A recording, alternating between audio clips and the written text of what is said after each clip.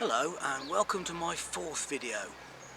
Today I'd like to take a look around and see what we can find in the way of relics of the old original Kinver Light Railway, or the Kinver trams as they used to sometimes call them. So let's go see what we can find, shall we? The Kinver Light Railway was opened on the 1st of April 1901.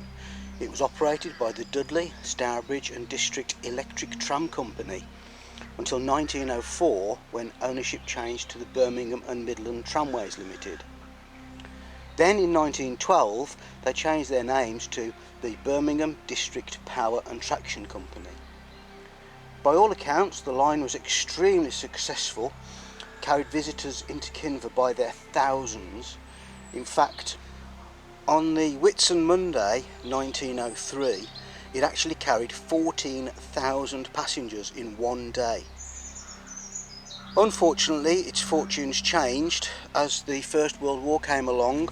They struggled to find supplies and equipment to keep the trains and track maintained, and also to find the staff to man it. So by the end of the First World War it was in quite a poor state.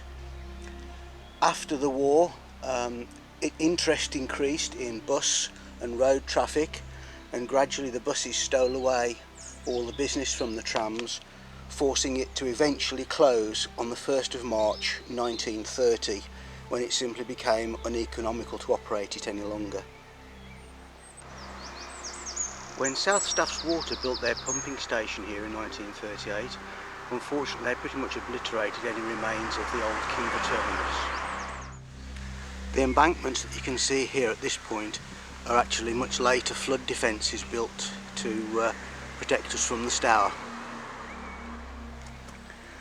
However, what you might consider as a plus is the fact that they used the old Kinver Light Railway track bed as the base of the route for their pipeline out of Kinver.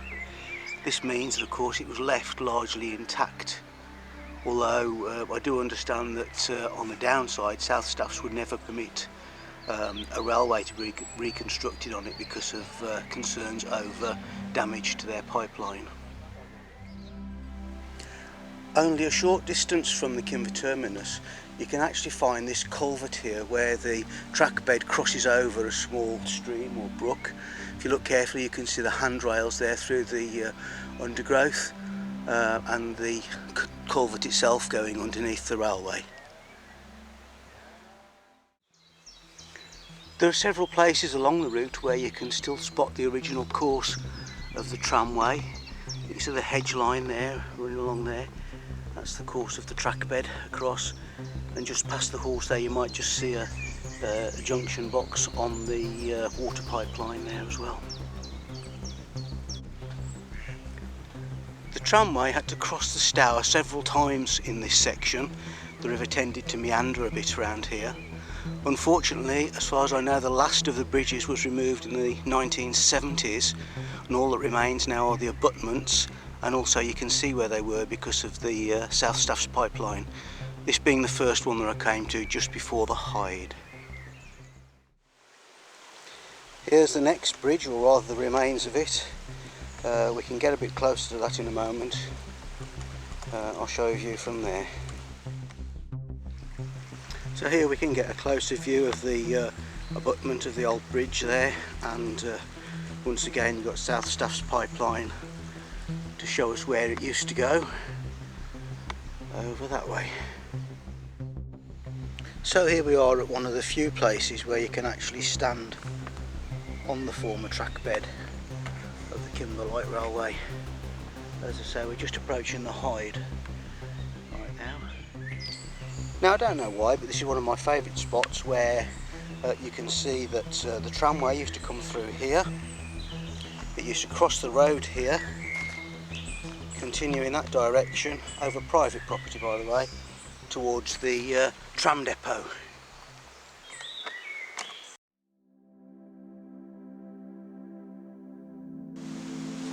Very hard to believe, I know, but we're now at the location of the original Hyde tram depot.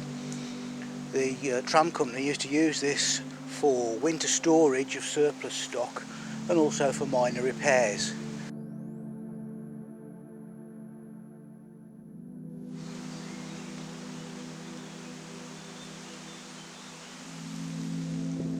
This is why you have to be particularly careful here in the woods. This is actually one of the original inspection pits that would have been inside the tram sheds you've probably just seen. So as I say, you've got to be very careful wandering around in here. I don't know if you can make this out in the video, but you can see there's a piece of original rail protruding from the ground there. And here's the other inspection pit, but not only that, the ground in front there, actually both rails are still in situ, just hiding in amongst the undergrowth there. Just about make that one there. And again there's another piece of rail just poking out from the dirt there, over that side there. I also believe that after the railway had closed, the original tram shed from here was actually sold and transported to Wollaston, where it was used on a farm. Now, it may be that it's actually still there, I don't know. Perhaps somebody else will know and will be able to comment below and let us know. In March of 1903, the railway announced they were going to lay a short branch line across from the Hyde to the bottom of Stone Lane. They intended that to be the new terminus because it was closer to Kinver Edge, so it would be easier for those walking. They hoped to have it ready by Whitsun that year, but unfortunately by Whitsun they hadn't made any more progress, and apparently the project was eventually shelved. I do sometimes wonder whether the traders in Kinver High Street had any influence on that. After all, it probably would have meant a loss of trade for them. On the subject of failed projects, there were actually two other attempts to build a mainline railway into Kinver. The first one was in 1895, where a branch line was proposed from Kidderminster all the way through to Kinver. I believe it would have followed a similar route to the Stour and the Staffs and Worcester Canal. Unfortunately, this never got anywhere other than a basic proposal. Then, in 1924 or thereabouts, the Great Western Railway proposed building a line from Stourbridge. Again, I can only assume that would have probably followed a similar route to the Stourbridge Canal there and the Stour once again.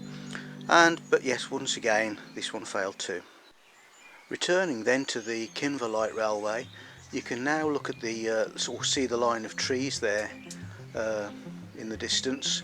That shows the route there as the Kinver Light Railway now approaches the junction at the Stewpony, which for the non-Kinver folks is the A458 and the A449 junction. We're now close to the end of that line of trees that you just saw as it curves around back towards the road.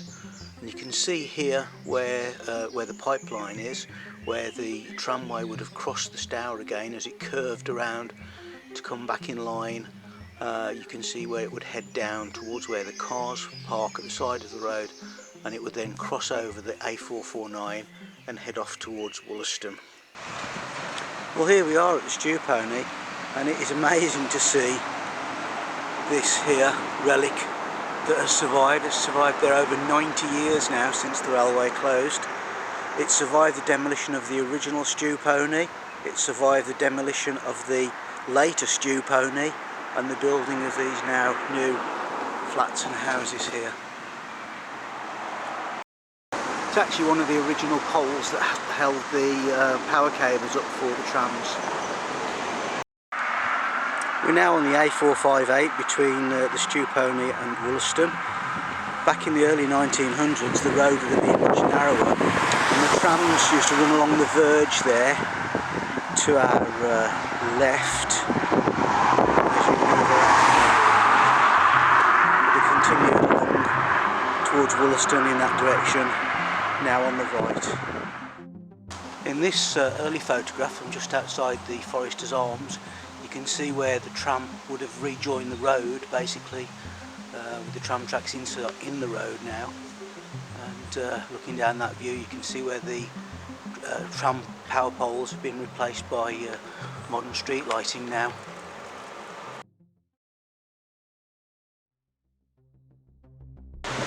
So we're here at Wollaston Island. There used to be a connection here between the Kinver Light Railway and the Enfield Street tramway, although apparently that connection was never actually used for traffic because any passengers wanting to go to Kinver actually had to change trams at this point. Trams to Amblecote continue down in that direction there, and we'll head down that way next.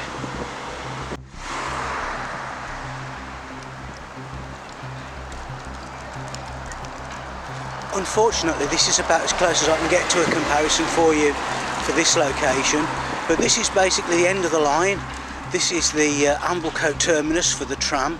The road wasn't quite as wide then as it is now. Trams used to terminate outside the Fish Inn, which is now a Cantonese restaurant, and it actually had a junction here with the Kingswinford Dudley Stourbridge tramway, which ran across the end there. But that's basically it. That's basically the end of the line. Although the passenger service is terminated at the Fish, the trams themselves could then cross the main road to their actual terminal, or terminus, their sheds, which were here. It's now Laser Quest. It's great to see that the tram depot at Amblecote still survives. You can see the old doorways there, all bricked up now. If you're lucky enough to go inside, check the floor out because, well, last time I was here anyway, the tram tracks are still in situ in the floor inside. I don't know if you can make this out, but there's actually a tiny little bit of tram track visible there, just poking out through the door there. No, it's an unusual rail design. So that's it for video number 4 then. The Kinver Light Railway terminating here at Amblecote. Hope to see you again on the next one. I hope you've enjoyed this one.